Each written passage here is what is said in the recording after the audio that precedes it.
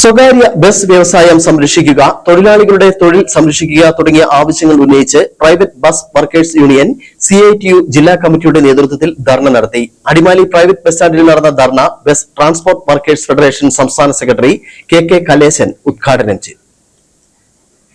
സ്വകാര്യ ബസ് വ്യവസായം സംരക്ഷിക്കുക, തൊഴിലാളികളുടെ തൊഴിൽ സംരക്ഷിക്കുക തുടങ്ങിയ ആവശ്യങ്ങൾ ഉന്നയിച്ച് private bus workers union CITU ജില്ലാ കമ്മിറ്റിയുടെ നേതൃത്വത്തിൽ ധർണ നടത്തി. KSRTC ബസ്സിൽ ഏർപ്പെടുത്തിയ പ്രിയദർശിനി പദ്ധതി മൂലം സ്വകാര്യ ബസ് മേഖലയിലുണ്ടായ പ്രതിസന്ധി പരിഹരിക്കണമെന്നാവശ്യപ്പെട്ടാണ് ധർണ സംഘടിപ്പിച്ചത്. അടിമാലി പ്രൈവറ്റ് ബസ് സ്റ്റാൻഡിൽ നടന്ന ധർണ ബസ് ട്രാൻസ്പോർട്ട് വർക്കേഴ്സ് ഫെഡറേഷൻ സംസ്ഥാന സെക്രട്ടറി KK കലേശൻ ഉദ്ഘാടനം ചെയ്തു.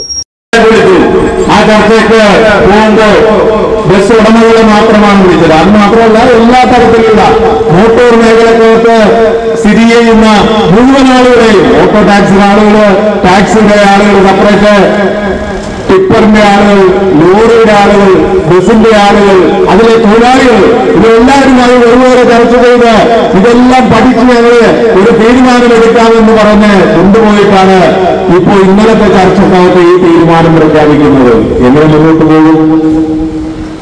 എങ്ങനെ മുന്നോട്ട് പോകും?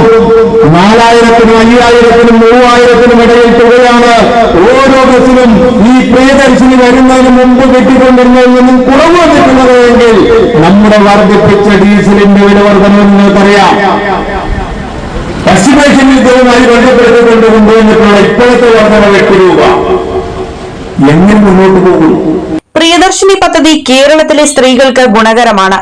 ഇത് സ്വകാര്യ ബസ് മേഖലയിലും പ്രാവർത്തികമാക്കാനുള്ള ഇടപെടൽ സർക്കാരിന്റെ ഭാഗത്തുനിന്ന് ഉണ്ടാകണമെന്നും സ്വകാര്യ ബസ് മേഖലയെ സംരക്ഷിക്കാനുള്ള നടപടി സർക്കാരിന്റെ ഭാഗത്തുനിന്ന് സ്വീകരിക്കണമെന്നുമാണ് സമരത്തിൽ ഉയർന്ന ആവശ്യം. Union area secretary TK Sudesh Kumar അധ്യക്ഷത വഹിച്ച ധർണയിൽ യൂണിയൻ ജില്ലാ secretary KJ Devasya, CPM area secretary Chandy P Alexander, Mathew Philip, VB Mohanan, PC Rajan, PS Siddique, KS Soman, CR Akhil തുടങ്ങിയവർ പങ്കെടുത്തു. News bureau, Adimali.